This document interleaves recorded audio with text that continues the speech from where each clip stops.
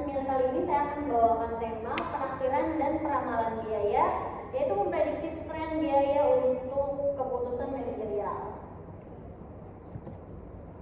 Langsung ke latar belakang. Jadi dalam lingkungan bisnis yang terus berubah, keputusan manajerial yang efektif sangat bergantung pada ketersediaan informasi biaya yang tepat dan andal. Penaksiran dan peramalan biaya menjadi instrumen penting bagi manajer untuk memperkirakan pengeluaran di masa mendatang, menyusun rencana anggaran, dan merancang strategi operasional yang efisien. Lalu selanjutnya ada lanjut ke pembahasan, yaitu definisi penaksiran dan peramalan biaya. Penaksiran adalah suatu kegiatan untuk menghitung estimasi kebutuhan biaya dalam pelaksanaan suatu aktivitas dengan mengacu pada data masa lalu, pertimbangan teknis, serta asumsi yang relevan. Fungsi utamanya adalah sebagai panduan bagi manajemen dalam menyusun anggaran dan menilai tingkat efisiensi serta efektivitas dari suatu kegiatan. Sementara itu, peramalan biaya merujuk pada proses memprediksi pengeluaran di masa depan dengan memanfaatkan pola data historis dan mempertimbangkan faktor eksternal seperti situasi ekonomi, fluktuasi harga, serta inovasi teknologi. Peranannya sangat penting dalam merancang strategi jangka panjang dan mengambil keputusan di tingkat manajerial. Lalu di materi selanjutnya ada pentingnya peran penaksiran dan peramalan biaya. Dalam praktik manajemen ini, pengambilan keputusan yang efektif sangat membutuhkan informasi yang valid, khususnya terkait aspek keuangan. Dalam hal ini, penaksiran dan peramalan biaya memainkan peran penting sebagai sumber informasi yang mendukung proses perencanaan. Penaksiran biaya memberikan gambaran awal mengenai kebutuhan dana sebelum suatu kegiatan dilaksanakan, sehingga memungkinkan penyusunan anggaran yang lebih tepat dan efisien. Di sisi lain, peramalan biaya membantu manajemen dalam memprediksi perkembangan biaya ke depan. Dengan menaklukkan peramalan yang akurat, perusahaan dapat menyesuaikan strategi bisnis dan keuangannya, mengurangi risiko akibat ketidakpastian, serta meningkatkan akurasi dan pengambilan keputusan jangka panjang. Lalu selanjutnya ada metode dalam penaksiran biaya. Dalam praktek manajerial, penaksiran biaya dilakukan dengan berbagai metode tergantung pada tujuan analisis, ketersediaan data, dan tingkat akurasi yang dibutuhkan. Ada beberapa metode umum yang digunakan dalam penaksiran biaya, antara lain yaitu metode analog atau analogous estimating. Metode ini menggunakan data historis dari proyek atau aktivitas serupa sebagai dasar estimasi. Biasanya digunakan pada tahap awal perencanaan karena cepat dan praktis, meskipun akurasinya relatif rendah. Lalu yang kedua ada metode parametrik atau parametric estimating. Menggunakan hubungan matematis atau statistik antara variabel biaya dan parameter proyek. Misalnya, biaya dihitung berdasarkan satuan output seperti biaya per unit produk atau per meter persegi. Metode ini lebih akurat dibanding metode analog jika model parameternya dibangun dari data valid dan relevan. Lalu yang ketiga ada metode bottom up. Penaksiran dilakukan secara rinci dari setiap komponen atau aktivitas, kemudian dijumlahkan untuk mendapatkan total biaya. Metode ini memiliki tingkat akurasi tinggi, namun membutuhkan waktu dan data yang lebih detail. Umumnya digunakan dalam proyek besar atau kompleks. Dan yang terakhir ada metode 3 titik atau 3 point estimating. Menggunakan 3 pendekatan estimasi: optimistis, pesimistis, dan yang paling penting adalah realistis. Metode ini mempertimbangkan resiko dan ketidakpastian sehingga hasil estimasinya lebih fleksibel, umumnya diterapkan dalam manajemen proyek dengan tingkat ketidakpastian tinggi. Lalu selanjutnya ada pengimplementasian ramalan biaya yang efektif.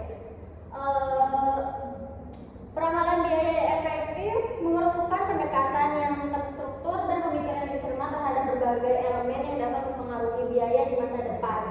Ada beberapa tahapan penting dalam melakukan peramalan biaya yang akurat. Meliputi yang pertama itu ada pengumpulan dan analisis data historis. Yaitu tahapan pertama dalam peramalan biaya adalah mengumpulkan data biaya dari masa lalu yang relevan.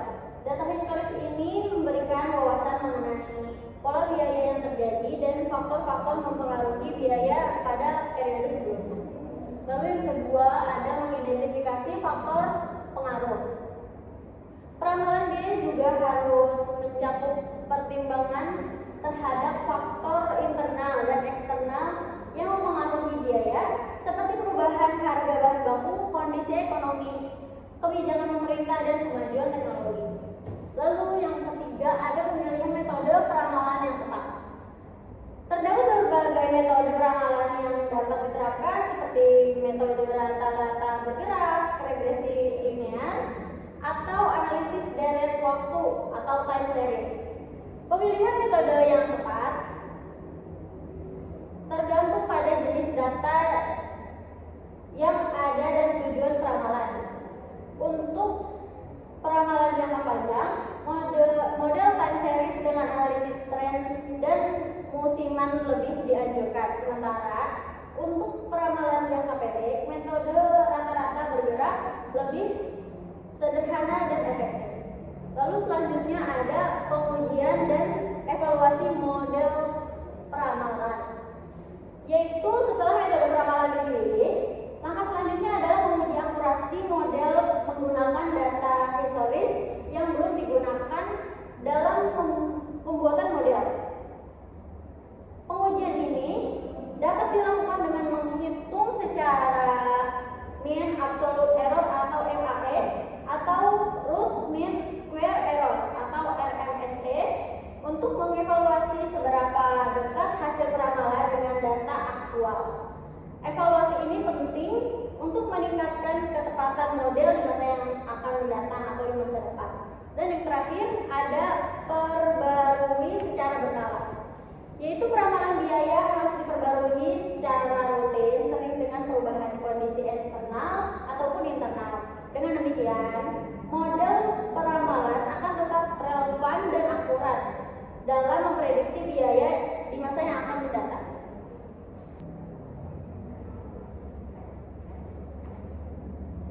Selanjutnya ada tantangan dalam proses penaksiran dan peramalan biaya.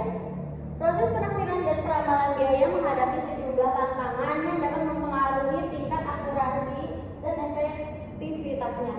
Tantangan ini umumnya berkaitan dengan ketidakpastian berbagai faktor yang mempengaruhi biaya, serta keterbatasan dalam hal data dan metode yang digunakan.